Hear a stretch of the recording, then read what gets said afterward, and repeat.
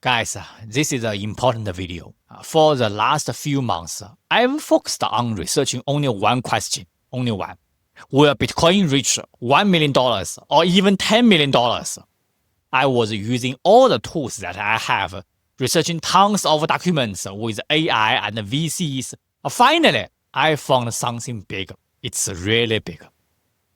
If you followed me before, you may know that I haven't had a job for the last 8 years. I was totally living off crypto investments thanks to Bitcoin and my VC-style research in 2019. I made money with Bitcoin.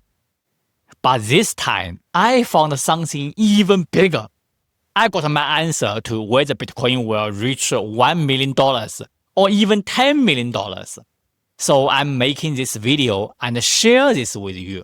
I believe you will also get your answer in the next 10 minutes.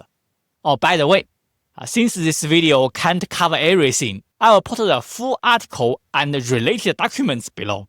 Don't worry, it's for free. Now, let's start. Actually, there are only 2 points. Number 1, will the world have more money? Number 2, if so, will the money buy Bitcoin? That's all. If there is more and more money and it all buys Bitcoin, then Bitcoin will go up, right? Here's my research. Number 1, yes, more and more money will be printed. Why? Look at the history. In 1980, the global assets were worth only $68 trillion. And now they are worth $1,000 trillion, 15x. Let's look at debt and M2. They are regarded as broad money. As you can see, debt has jumped from $17 trillion to $348 trillion, 20x. M2 shares the same story. It has surged 15x. So history tells us that governments have been printing money relentlessly. You guys may argue they've printed and borrowed a lot of money in the past, but it doesn't mean they will do it in the future, right? Let me tell you the truth. Recently, Russia President Putin signed its digital currency law and made crypto legal. The United States is pushing for the Genius Act and the Clarity Act. China and Europe all have their own version of CBDC. It seems that they are changing. Unfortunately, 100% no.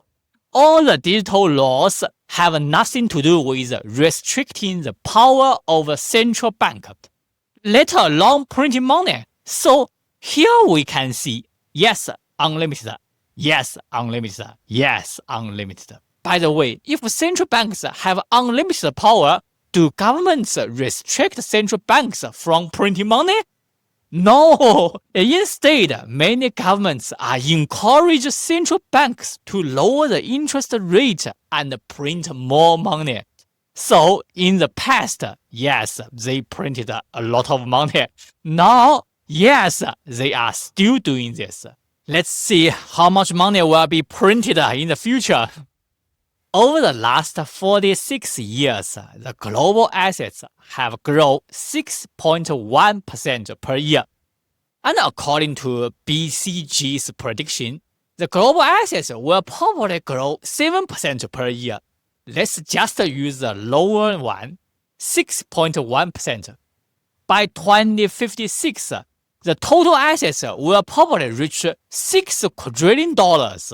And by 2086, the assets will probably reach $35 quadrillion. 35x. Okay, now we know a lot of money is going to enter our world.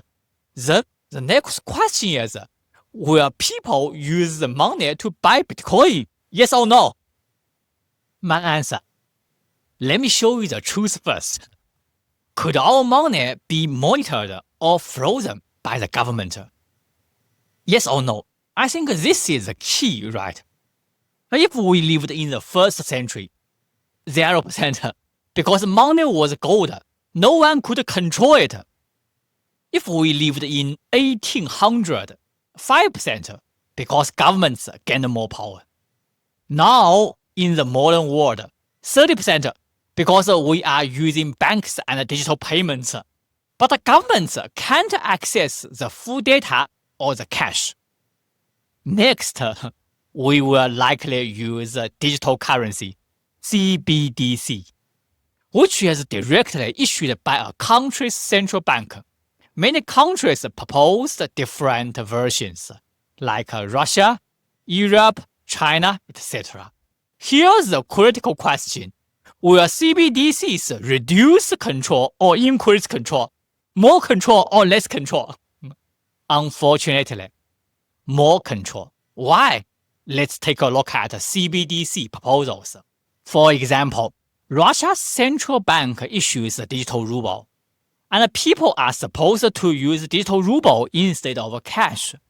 Because the central bank issues it directly, so it runs on their servers, they can see every transaction easily. It's easy for them to monitor you, maybe freeze you. It doesn't mean they will 100% do it, but if they want to do it, they can. Now it's your turn. If you had to choose one digital currency to use, which one would you choose? If I had to choose one, I would choose US dollars. Why? Because it has less control than the others. Actually, I'm not the only one. Many people also hold US dollars. But here's the pivot. What if we have the fifth option? The fifth one, Bitcoin. No one can monitor your transactions. No one can freeze your money. They don't even know the Bitcoin belongs to you. Please answer me. Which one would you choose now? Still US dollars? Or maybe Bitcoin? I guess you may argue again, like it's totally fine. As long as we follow the law, surveillance has nothing to do with us, right? Why should we buy Bitcoin? I agree. But what if someone else has to buy it, not you? Who? For example, super rich guys, billionaires. And let me show you a real example. You probably heard about this. California wants billionaires to pay 5% one time, not 5% of what they earn, 5% of everything they own. The tax is expected to raise $100 billion. These billionaires haven't done anything wrong. The only problem is that they are too rich. So if you were one of them, what would you do? What would you do? Wrong? Remember, they can see every dollar in your pocket. Finally, there is only one solution. Buy Bitcoin. Now let's go back. We are not only talking about billionaires, but we also discuss all the people who strongly need privacy, including sanctioned countries, super rich politicians, or even corrupted politicians. These guys have something in common. They are extremely rich. And here's the key point. The price of a Bitcoin doesn't depend on how many people buy it, but depends on how much money they buy, right? This is the demand side. Money will likely flow into Bitcoin. Now, if you think the story is over, you are completely wrong. The next part is the best in this video. Supply side. Let's review this table again. As we discussed, every asset is increasing, right? But it doesn't mean the price is increasing. For example, real estate has surged 10x, but your house may only go up 3x. Why? More houses have been built. Another example, M2 money has jumped 15x from $60.5 trillion to almost $100 trillion. However, a $100 bill is still $100. It hasn't changed at all. They just printed more money. So, in this table, every asset doesn't have a supply limit, except Bitcoin. Yes, Bitcoin. The maximum supply is 21 million, and now the circulation is 20 million already. In other words, If the Bitcoin asset gets 10x, the price of Bitcoin will almost jump 10x too, right? Overall, price is only determined by two factors, demand and supply. If an asset has high demand and low supply, guys, what's next? I don't know. What do you think? What price will Bitcoin reach in 2030 and 2056? Comment below. Let's see who can get the right number. Now let me tell you something even more exciting. Besides all of these, we may have another big guy who will probably spend $5 trillion or even $10 trillion to buy Bitcoin. Of course, I know the US GDP is only $31 trillion, and the global GDP is only $120 trillion. So who is this $10 trillion guy? Who? I will show you in my next video. Don't miss it.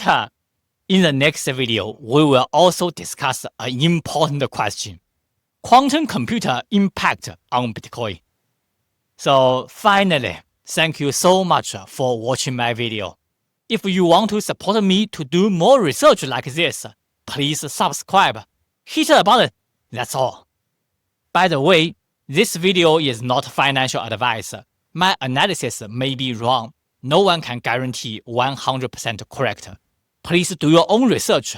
See you